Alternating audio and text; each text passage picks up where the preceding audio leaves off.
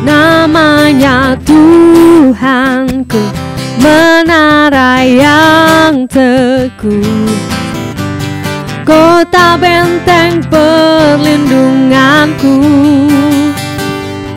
Allah yang perkasa, Dia Bapa yang kekal, gunung batu keselamatanku.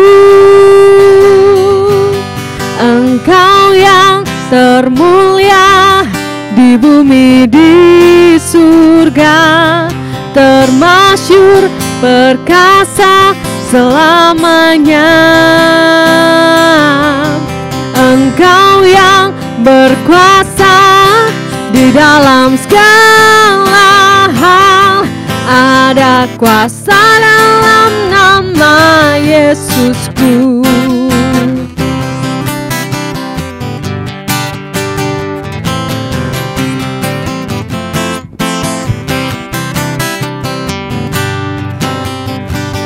Namanya Tuhanku, menara yang teguh, kota benteng perlindunganku, Allah yang perkasa, Dia Bapa yang kekal, gunung batu keselamatanku. Engkau yang termulia di bumi di surga, termasyur perkasa selamanya. Engkau yang berkuasa di dalam segala hal, ada kuasa dalam nama Yesusku.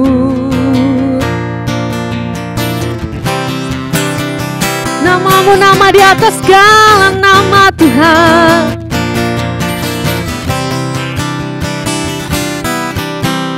Nama di atas segala nama, nama yang telah membebaskanku. Segala kuasa tunduk pada nama itu, Yesus Tuhan segala Tuhan. Nama di atas segala nama, nama yang telah membebaskanku. Segala kuasa tunduk pada nama itu, Yesus Raja segala raja. Engkau yang termulia, Engkau yang termulia di bumi di surga, termasyur perkasa selamanya. Engkau yang berkuasa di dalam segala hal, ada kuasa dalam nama Yesusku. Engkau yang termulia di bumi di surga, termasyur perkasa selamanya. Engkau Engkau yang berkuasa di dalam segala hal. Ada kuasa dalam nama Yesusku. Ada kuasa dalam nama Yesusku. Ada kuasa dalam nama Yesusku.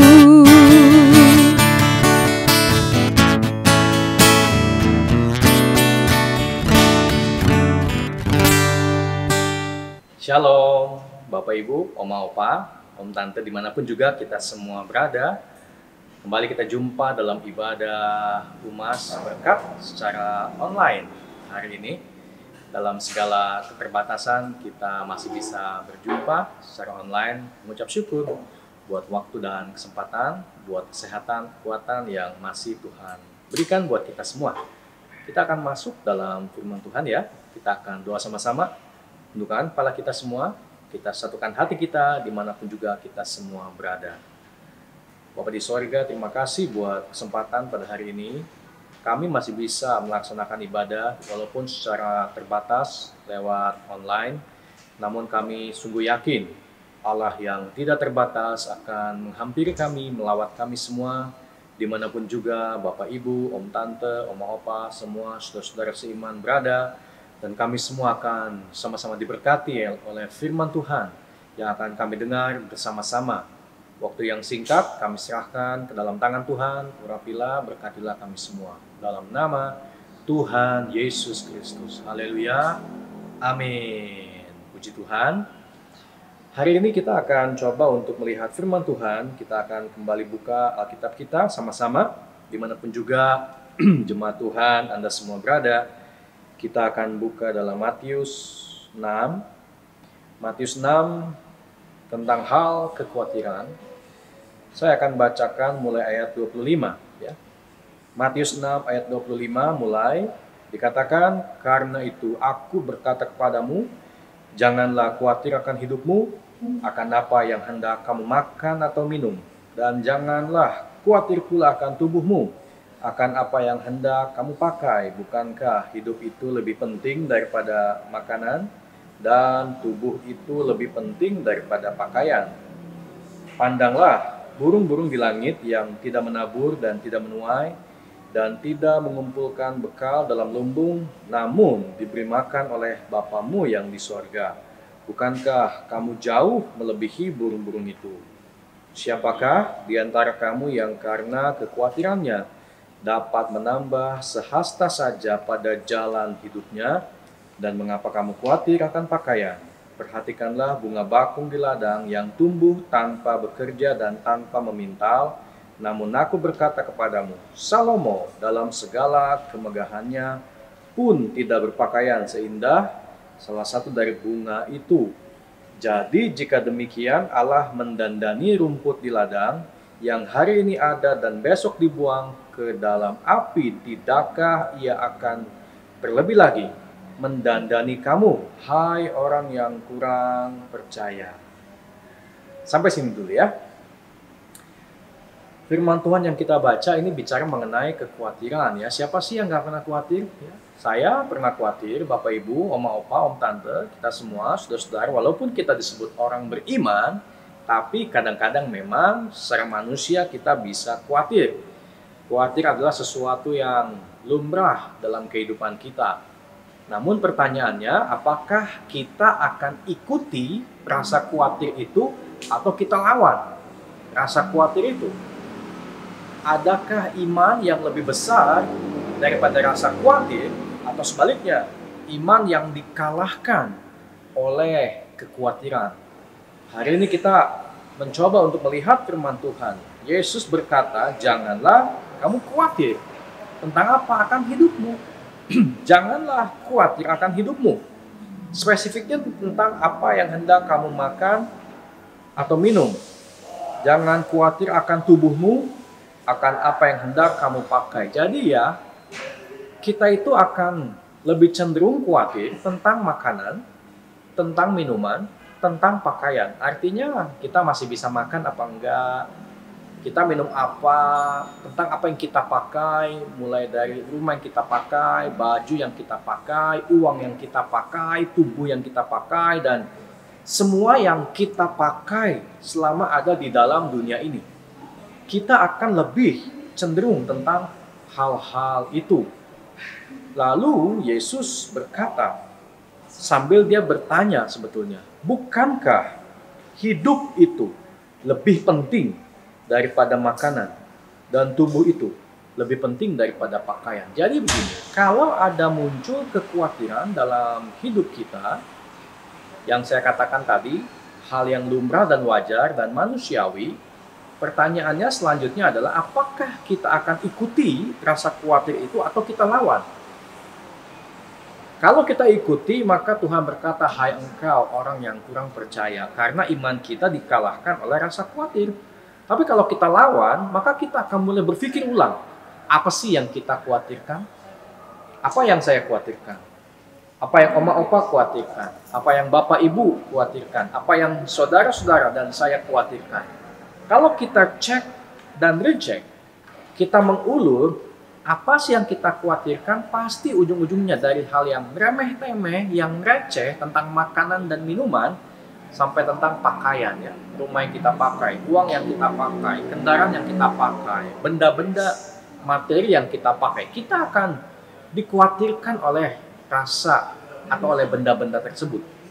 Nah, kalau kita mulai melihat apa yang membuat kita khawatir, mari kita tanya, bukankah hidup lebih penting daripada makanan yang kita khawatirkan? Bukankah hidup lebih penting daripada pakaian yang kita khawatirkan? Bukankah kalau kita masih hidup, ini jauh lebih penting daripada makanan, minuman, dan pakaian? Kalau hari ini kita masih hidup, Om Tante, Bapak Ibu semua, Oma Opa, ya, ini udah paling penting dah. Gak ada yang lebih penting daripada itu. Saya masih hidup, bersyukur. Om Tante, Oma Opa, Bapak Ibu, Anda masih hidup, bersyukur.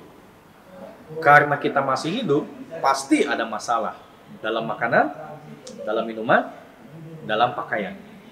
Pasti ada masalah. Karena orang mati nggak punya masalah itu. Orang mati nggak pusing dengan makanan. Orang mati nggak pusing dengan minuman. Orang mati nggak pusing dengan pakaian. Tapi selama kita masih hidup, selalu ada gejolak dalam makanan, minuman, dan pakaian. Tapi kalau kita masih hidup, ini jauh lebih penting. Makanya selama kita masih hidup, jangan orang hidup kayak udah mati. Atau jangan orang hidup pengen cepet-cepet mati. Jangan masih hidup ngomongnya mati melulu. Kita ini kalau masih hidup, ya, kita memiliki faktor terpenting dalam kehidupan. Karena ujung-ujungnya begini, makanan enak, makanan nggak enak nggak ada gunanya kalau kita nggak hidup. Minuman enak, minuman nggak enak nggak ada gunanya kalau kita nggak hidup. Apa yang kita pakai, rumah mewah, rumah kecil, baju mahal, baju murah, mobil baru, mobil lama, uang banyak, uang sedikit, itu semua nggak ada gunanya, Bapak Ibu, kalau kita nggak hidup. Sekarang uang banyak, kalau kita mati apa gunanya? Pakaian mahal, kalau tubuh kita udah mati apa gunanya? Nggak ada gunanya. Jadi selama kita masih hidup, jangan salah.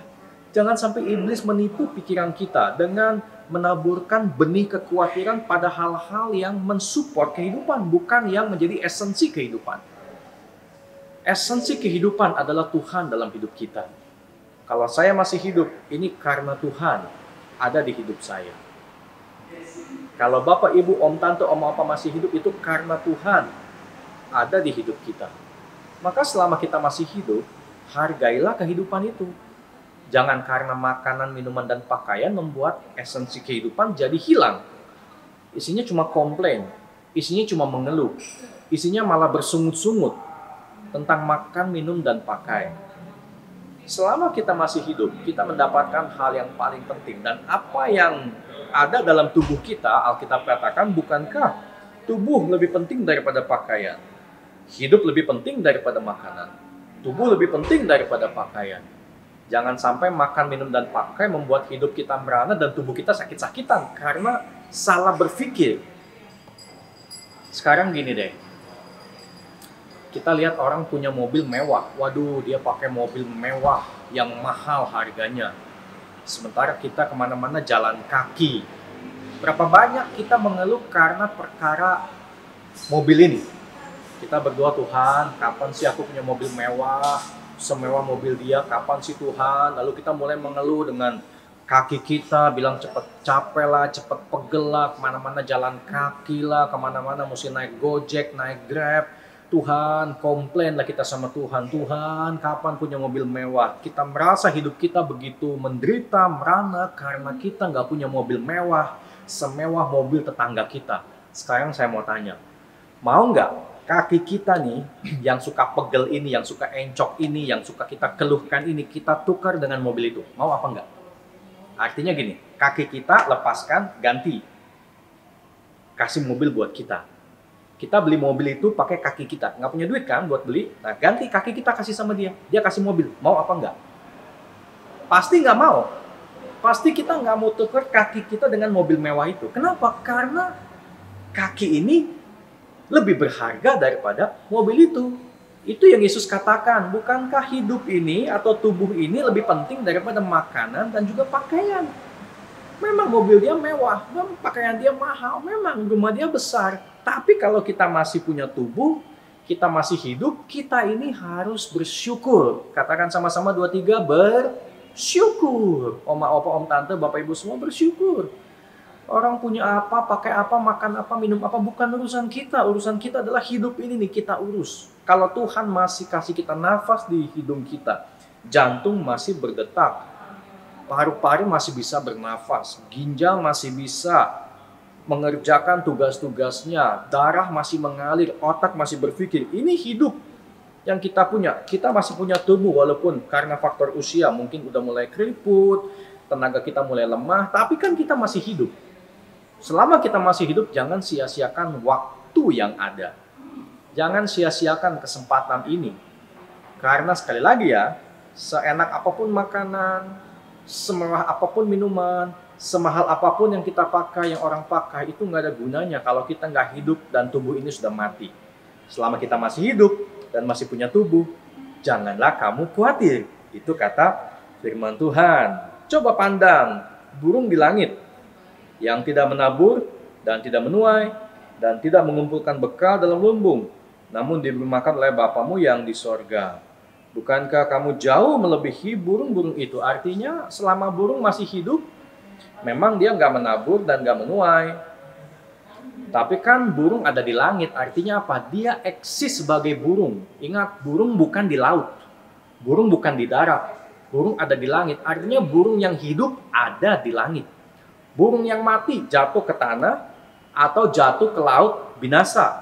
Tapi kalau burung itu hidup dan dia menghargai kehidupan, dia akan ada di langit, dia akan terbang, mengepakkan sayap, bekerja, beraktivitas, dia akan eksis. Dia nggak mengeluh, tapi dia bersyukur. Pandanglah burung di langit. Selama masih hidup, dia akan beraktivitas, bercuit-cuit, bernyanyi bersama-sama di langit, bersukacita, menghargai kehidupan. Dengan cara begitu, Allah Bapa memelihara burung itu. Bukankah burung tidak menabur dan tidak menuai dan tidak mengumpulkan dalam bekal? Memang. Karena yang harus menabur, menuai, mengumpulkan bekal dalam lumbungnya kita. Kalau kita lakukan bagian kita, menabur, menuai, mengumpulkan bekal dalam lumbung, artinya tetap beraktivitas dalam kehidupan ini, maka Bapa akan memelihara kita. Sebagaimana Bapa memelihara burung-burung itu. Kemudian pandanglah juga bunga bakung di ladang yang tumbuh tanpa bekerja dan tanpa memintal. Bunga bakung ada di ladang, itu bunga bakung yang hidup. Karena kalau bunga udah mati, udah nggak ada di ladang, dicabut, dibuang ke tempat sampah, dibakar, selesai. Tapi selama bunga bakung itu hidup, dia ada di ladang.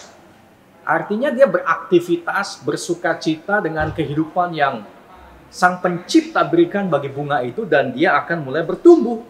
Sebab kalau ada di ladang, artinya bunga bakung akarnya tertancap ke dasar, dan dia akan menyedot zat-zat yang dia butuhkan untuk kehidupan. Maka dia akan berbunga. Burung akan terbang, pohon akan berbunga. Tidak bekerja, tidak memintal. Betul, karena bekerja dan memintal adalah tugas kita. Kalau kita bekerja dan memintal, melakukan segala tugas dan tanggung jawab kita dengan baik, pasti Bapa di sorga akan memelihara kita. Sebagaimana Bapa memelihara burung di langit, bunga bakung di ladang, Bapa di sorga akan memelihara kita yang menabur, yang menuai, yang mengumpulkan bekal dalam lumbung, yang bekerja, yang memintal, yang mengurus urusan kehidupan kita dengan sebaik-baiknya. Yang ibu rumah tangga, selesaikan urusan rumah tangga. Yang masih bekerja, kerjaan diselesaikan. Yang urus cucu, urus dengan baik. Yang mengurus anak-anak, urus dengan baik. Yang menyapu, mengepel rumah, sapu dan pel dengan baik. Yang mencuci pakaian keluarga, cuci dengan baik. Kalau kita lakukan dengan sungguh-sungguh dan bersyukur, maka kita bisa halau segala perasaan kekhawatiran dan ketakutan, dan kita bisa belajar percaya Bapa di sorga pasti memelihara kehidupan kita. Jadi hari ini Bapak Ibu sekalian, Om Tante, Oma Opa, jangan khawatir. Selama kita masih hidup, ini wujud nyata Tuhan pelihara kita. Kalau Tuhan memberikan kita kehidupan, Dia pasti akan mencukupkan apa yang kita butuhkan. Walaupun apa yang kita makan berbeda dengan apa yang orang makan, apa yang kita minum berbeda dengan apa yang orang lain minum, apa yang kita pakai berbeda dengan apa yang orang lain pakai, namun Allah yang sama, Dialah yang memberikan kehidupan buat kita, bagi jiwa dan roh kita, dan juga memberikan kehidupan bagi tubuh kita, sehingga mulai dari otak, jantung, paru-paru, ginjal, usus, limpa, urat nadi, urat syaraf, darah, semuanya di tubuh kita masih tetap bekerja dengan baik sampai dengan hari ini. Kita memiliki faktor yang terpenting dalam kehidupan, dan mari jalani hidup ini dengan penuh sukacita. Jangan bersungut-sungut, menggerutu, atau kita mengatakan hal-hal negatif tentang kehidupan kita. Mari belajar percaya, bersyukur, dan tetap optimis dan positif. Supaya hari-hari yang kita lalui, di hari-hari yang sangat singkat ini, menjadi begitu bermakna, dan nama Tuhan dapat dipermuliakan. Amin semuanya. Saya harap apa yang dibagikan dengan singkat pada hari ini, jadi berkat buat Om Tante, Bapak Ibu, Oma Opa, saudara-saudari seiman, dimanapun juga kita semua berada. Tetaplah percaya, jangan ikuti kekhawatiran yang ada. Tuhan Yesus memberkati kita semua. Tundukkan kepala kita doa sama-sama. Bapa di sorga, terima kasih buat kesempatan firman Tuhan yang singkat kami dengar pada hari ini. Tuhan mengajar kami untuk tidak khawatir. Sekalipun bisa muncul kekhawatiran, kami bisa lawan dengan iman, dengan pengertian, dengan akal sehat, akal budi yang daripada Tuhan, sehingga kami mengubah rasa khawatir menjadi iman percaya, bahwa kalau kami masih hidup hari ini karena Tuhan yang menopang kehidupan kami, dan selama Tuhan menopang hidup ini, maka segala kebutuhan kami pasti Tuhan cukupkan. Tanggung jawab kami selesaikan, pekerjaan demi pekerjaan kami tunaikan, kami tuntaskan, maka Bapa akan mencukupkan yang kami butuhkan dan memelihara kami sampai garis akhir. Terima kasih Tuhan buat hari ini, berkatilah dimanapun juga kami semua berada. Kiranya sukacita dan damai sejahtera Tuhan melekat di hati kami, memenuhi hidup kami sekalian. Di dalam nama Tuhan Yesus Kristus. Haleluya. Yang percaya katakan semua sama-sama. Amin. Tuhan Yesus memberkati.